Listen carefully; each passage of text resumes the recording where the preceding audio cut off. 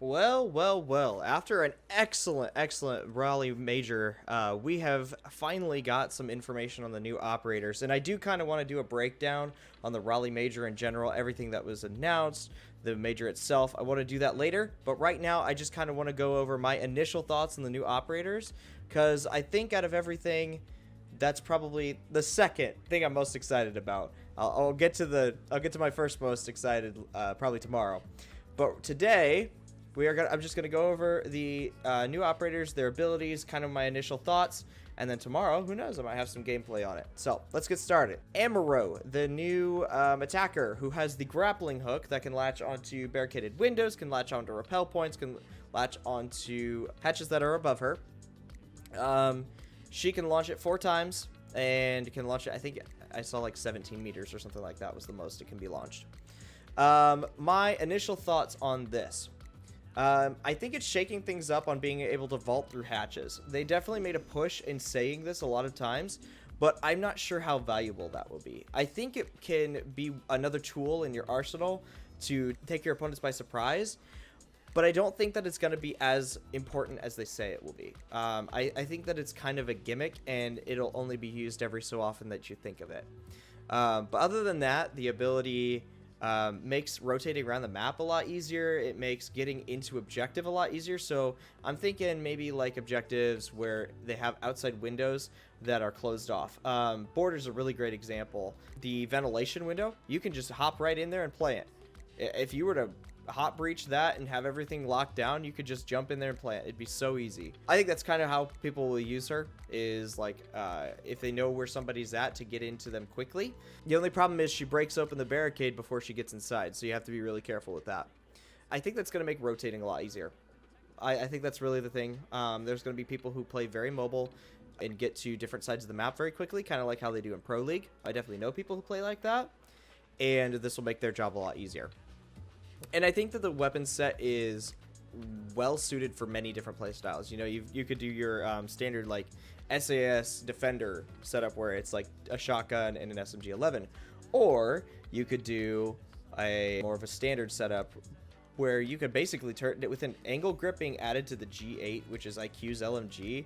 You can basically turn that into an assault rifle, and I think that's what I'm probably going to be doing with it. Is I love that gun already, and I'll just be turning that into an assault rifle and breaching that way. So other than that, I think it's pretty good. I think it's really nice. Goyo, the new defender, he has 3 Vulcan shields. Vulcan shields are special deployable shields that can take basically a jerry can on the back that can explode and do like a Capital Firebolt effect where it'll do a bunch of area denial. I think that's really neat. It's going to be interesting to watch. My initial thought on it was it's not that powerful. I didn't think it was going to mean that much, but the more that I think about it, the more I think I'm probably going to be proven wrong on that. I think that it has the potential to be very, very good. It depends on how it's implemented. I really want to see what like the damage ticks end up being and things like that before I make a full judgment. My thinking is going back to Rainbow Six operators of old. You know, you wouldn't think that their ability would be that good, and then they had to take away charges later. I think that's probably how he will be. You know, they'll find out that this is really, really good, and he'll have to go down to 2 Vulcan shields. That's my guess. I think more passive abilities are definitely needed, so I definitely support this. Something that you can just place down, it'll help your team, and then you can go do whatever your playstyle represents. You know, there's some operators like Cav, like Vigil, where their abilities are basically locked into the role that they're meant for, so roaming in those cases, right? You know, Mira's kit sort of matches being on site, but you don't have to be. You're not locked down there by your ability. Vigil's not going to be useful on site, neither is a Cav. So I think that it's nice that we have another passive ability that you'll be able to just place down and help your team. I think that both abilities overall are a huge step up from last season, like a giant leap above last season.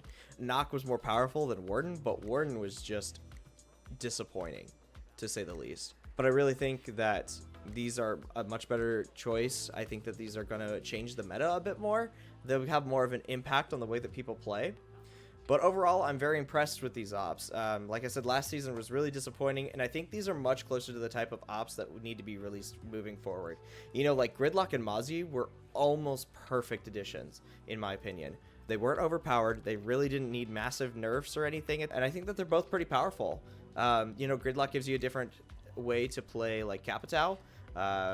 kind of. Like, you can play her like Capital with a little bit slower. You have smokes, things like that. You know, I think Moppski's like one of my favorite operators in the game right now. His kit is so universally good. He can defend sight. He can roam around. He can do almost anything. Plus, he can deny drones, which helps mute out. So, I think we need more Burnt Horizons, and I think Ember Rise is definitely got to be one of those really, really good seasons for a lot more reasons than just the operators, which we'll get to later. And on just a quick note before I wrap up everything, on the recycled weapons, I know this is going to be a point of contention in the community.